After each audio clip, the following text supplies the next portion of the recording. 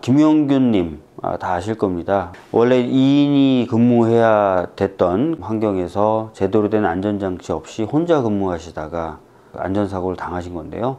마치 몇 년 전에 구의역에서 있었던 그 참사를 똑같이 반복한 것 같은 느낌을 줍니다. 서부발전의 경우에는 7개 업체에 외주를 줘서 수백 명의 근로자들을 외부 사람들을 쓰는 것으로 나타났습니다. 그리고 특히 위험한 업무들 중에서 파견이라든지 또는 외부에게 그 용역을 주는 것이 금지되어 있는 업무조차도 그런 식으로 처리한 것 아닌가라는 의혹도 제기되고 있는 상황입니다.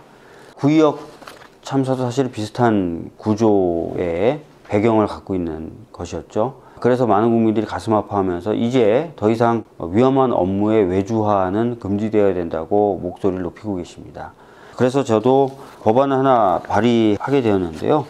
공공기관의 운영에 관한 법률 일부 개정 법률안입니다. 이 법률안은 특정한 위험한 업무에 대해서는 국가나 공공기관의 경우에는 외주를 주지 말고 직접 고용해서 하라라는 내용입니다. 굉장히 간단한 내용인데요.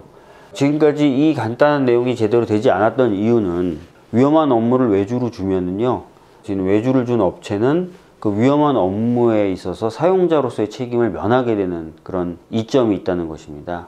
그리고 그런 이점 때문에 산재보험료 혜택을 오히려 보기도 합니다. 외주를 주면은. 왜냐면은 자기네 회사에서는 산재가 발생하지 않으니까요.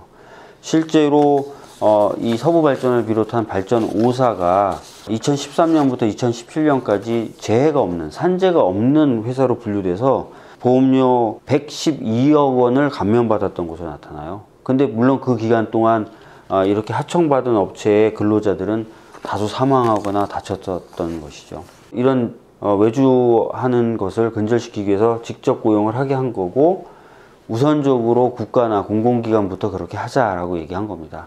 물론 이와 관련돼서 더 크게 지금 국회에서 논의되고 있는 법이 산업안전보건법이 있는데요. 그 산업안전보건법은 국가나 공공기관뿐만 아니라 개인, 기업들에도 다 적용이 되는 거라서 굉장히 좀 논란이 많고 찬반이 격하게 붙고 있습니다. 그래서 자칫하면 이게 통과가 안 될 수도 있어요. 물론 통과되는 것이 바람직하고 그걸 위해서 저희 당은 최선의 노력을 다하겠지만, 이 경우에는 국가나 공공기관에게 의무를 부과하는 것이고, 동시에 국가나 공공기관에 대해서는 외주가 금지되는 위험한 업무의 범위를 더 넓게 잡을 수도 있어요. 그렇게 되면은 국가나 공공기관이 선도적으로 위험의 외주화를 금지하는 그런 효과가 발생하면서도 동시에 좀 더 넓은 범위에서의 위험의 외주화의 금지도 가능하게 되기 때문에 이점이 있는 법안입니다. 그리고 국가나 공공기관만을 대상으로 하기 때문에 다른 법에 비해서는 논란의 여지가 좀 적어서 빨리 통과될 가능성도 있고요.